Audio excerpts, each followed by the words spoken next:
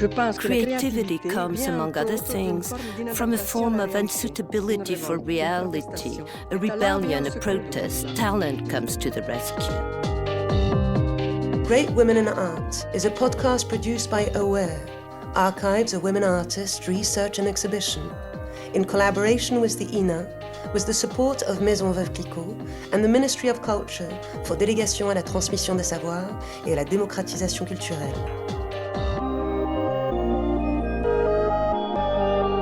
Les grandes dames de l'art. Great Women in Art. Great Women Les grandes in Art. dames de l'art. Les grandes dames de l'art.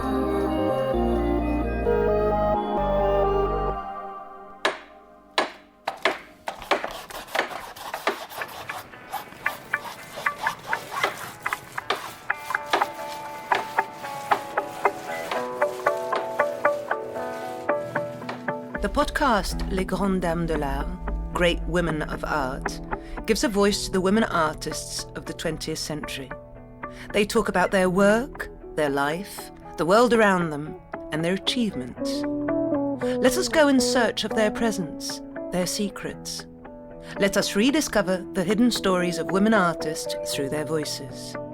To finish season 1 of the podcast, after the chapter on abstraction, I am opening a new chapter on women surrealists. The surrealist group formed in Paris in 1924 around André Breton. In the beginning, the group was solely composed of men, recognized or rejected by André Breton. Women were only represented as muses or lovers.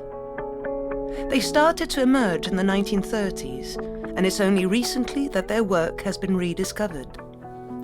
Seeing as the movement defined itself as the link between a person's thoughts and form, without any particular learning process, Leonor Fini, like many others, had a special place in it.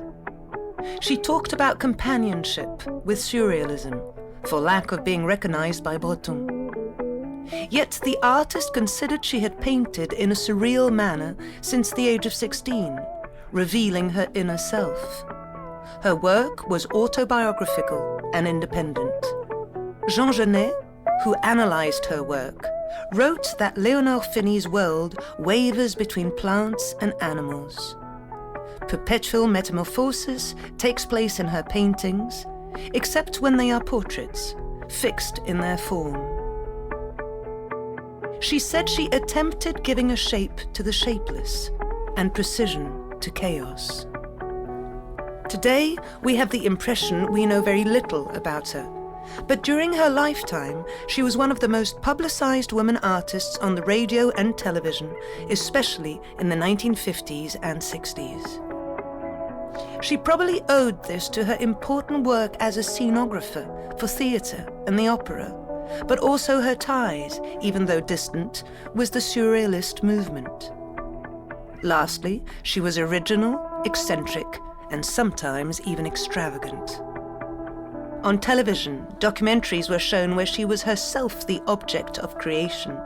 She loved to perform and make up new sides to her personality. In short, she made for good television. She was also regularly featured in women's magazines, invited to exhibitions, and unusual, naive art auctions. The program Tribune des Arts, produced and presented by André Parinaud, was close to the surrealist movement. In 1956, she was invited by the artists Hans Bellmer and Victor Brawner to talk about the group she never officially belonged to, but with which she was involved as early as 1931, when she arrived in Paris. My painting was quite close in some aspects to the surrealists' program, so I occasionally got involved with them. I was friends with Élodie, with Dali, with Max Ernst, but I always refused to be part of their group, for as much as I was naturally prone to look at life from a surrealistic angle, I was just as naturally reluctant to belong to any sort of group or association. I found the way they functioned quite unacceptable. The endless discussions in cafes, the exclusions, the anathemas, telling you what to think of this or that, the list of books to read or not to read. I could not stand all that. In 1956, Leonor Fini was the first woman invited on the program Le Monologue du Peintre, Painter's Monologue, a program by Georges Charbonnier. The second woman to be invited was Helena Vieira da Silva. Only 2 women out of 28 artists representing the after-war art scene. At the time, nobody was shocked. In this program, the 48-year-old artist has the opportunity to talk about her work, and not only about her many set and costumes designs for theatre and the opera, or her relationship to surrealism. She talks in particular about portraits, the realist part of her surrealist body of work. When making one, she tries to make it look like her model. However, the women appear as enigmatic sovereigns, whereas the men have become muses. This reversal of roles is striking and amusing almost half a century later. Let's take the portrait, since, in a way, it is the most realistic domain of my work. I want my portrait to resemble the model as much as possible, including the attitude of the features. But this resemblance, this reality, if you will, I search for it because the more I figure out the model, the more I narrow down the scope, which, I hope, will give as a result not the reality, but the inner feeling of the model. A stylized portrait for me is a sort of comment by the painter, at random. I want to get a surer, more immobile vision. Cocteau talked about unreal realism. This expression can be used to describe Fini's work. She explored imaginary visions that she qualified as beyond realism and abstraction. Any painting is an abstraction, just like any painting is realistic. Uccello, Piero della Francesca, Raphael are abstract painters. It is by abstracting reality that they reach this darkness, this silence that emanates from their pictures. Modern, non-figurative painters are so diverse that it's difficult today to speak of abstract painting as a whole. One of the great discoveries of modern aesthetics was the realization that the beauty or the effectiveness of a painting does not depend on the subject. From there to getting rid of this pretext for painting, it only took 1 generation. Why should I try to imitate the spider, the rust, the tree bark? They're already so perfect. So if I paint rocks that look like rocks, women who look like women, it's because I like to express what I want with a sense of purpose.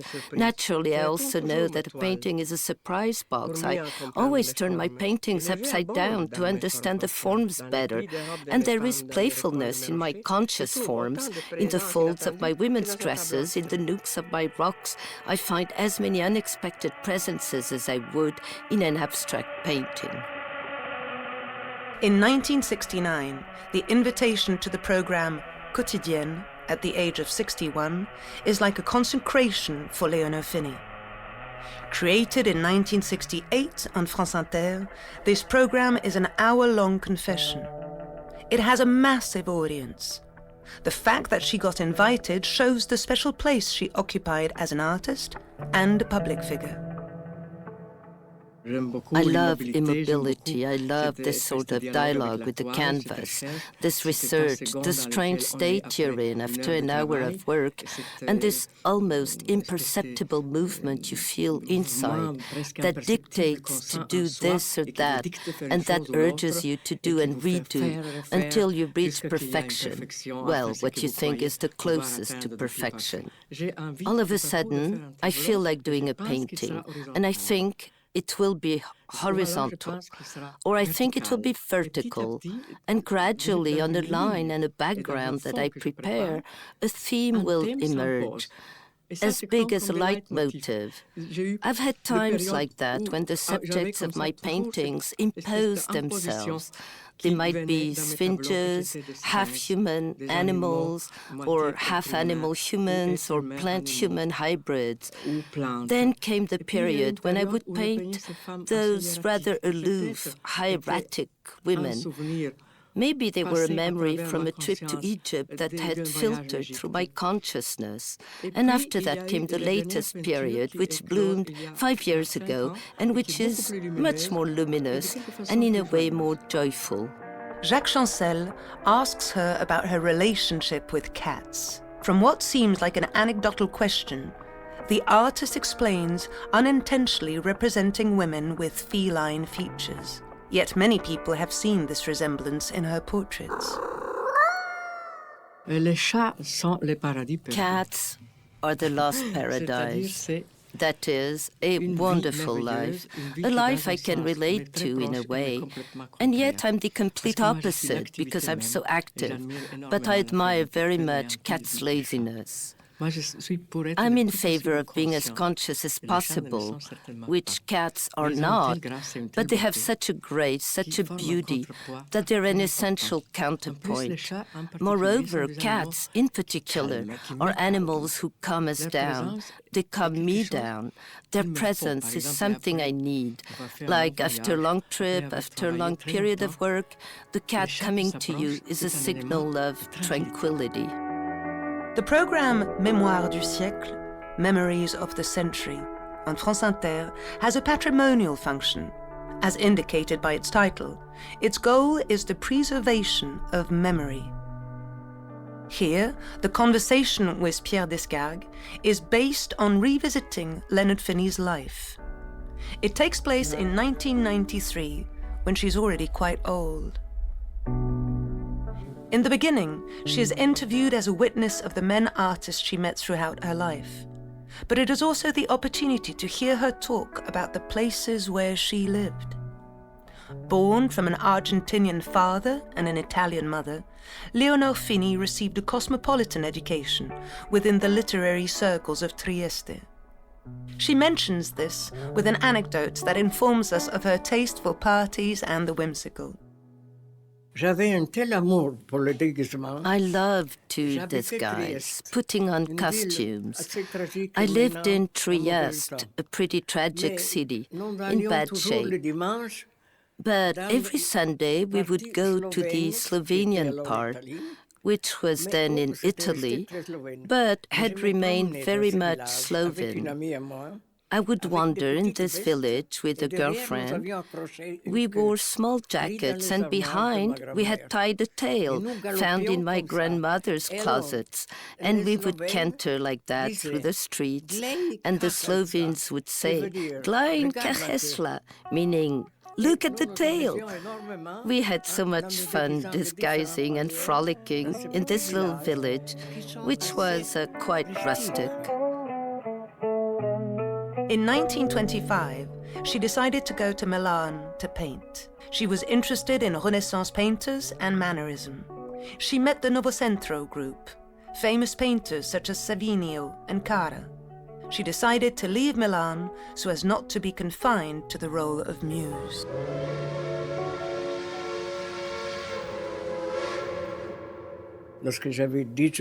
When I was 18, 19, I hung around with the painters of the Novecento movement, who were good painters, Sironi, Funi, Cara, but I didn't feel comfortable with them, because Italian men, in general, are quite anti-women.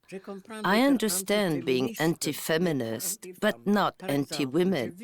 Once I witnessed a scene I didn't like at all. A young lady came to deliver paper.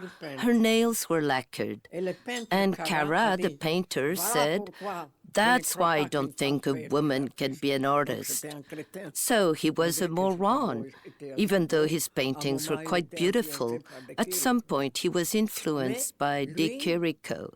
But he was such a putrid bourgeois. He almost equated painted nails with prostitution. I didn't feel at ease, although, of course, as I was young and pretty, they wanted me to stay. But I didn't want to, and I came to Paris. Once arrived in Paris, she met a lot of people. First exhibition was in 1932 at the Bonjean Gallery, managed by Christian Dior. I soon met a lot of people. Jean Cassou, who wrote a very nice preface for an exhibition of mine, because at the time I had met Dior and another man who later became an antique dealer. He owned a gallery on Rue de la Boétie, and they invited me to show my paintings there. As I was very young and ignorant, I immediately said yes, and it was the right move. Among the people who came was Max Jacob, who said, "Not bad at all, not bad at all," he would say, trotting by my pictures. And Dior was charming. Then I met many other people. I even met Max Ernst at a reception given by a fashion designer named Jacques Heim. He had a country house. Max Ernst befriended me immediately, and I had a lot of fun with him. In 1939, at the beginning of the Second World War, she left for Arcachon. There, she lived in a villa close to Dali and Gala. She then went to Cannes, then Monte Carlo, and then Rome. She arrived the day of the fall of Mussolini. She then went through a very lenient period of her life, spending her summers in Corsica from 1957 to 1980. I lived for a long time in Corsica, and there we had a part of a monastery. The rest was all in ruins. It was very beautiful. And there we used to make masks and we would wear them. There were parties with lots and lots of lit candles, and everything would tremble with the trees and the walls, and all the decorations left, because the convent was founded by Francis of Assisi. It was very old. The villagers wanted more decorations. And indeed, the church was completely not only Baroque, but Rococo, with little angels' hands everywhere, flowers, garlands, and the roof was destroyed, but in the middle of the church a huge fig tree was growing. It almost made a vault. It was a very beautiful place, and we lived happy days there. Leonor Fini died on the 18th of January, 1996, in a hospital in the outskirts of Paris, without having ever stopped painting and writing. In her will, she asked her successors not to sell her apartment before the last of her 17 cats had died.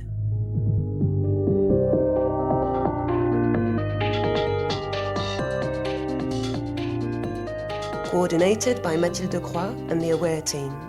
Directed by Élodie Royer. Music by Julian Ogil. Credits, Andrew Nelson. Sound editing, Basile Beaucaire. Scientific advisors, Catherine Gonard and Marjorie Micucci. Translation, Beth Gordon. Translation of the artist's voice, Eve Dair. French voice, Camille Morino. English voice, Lou Doyon.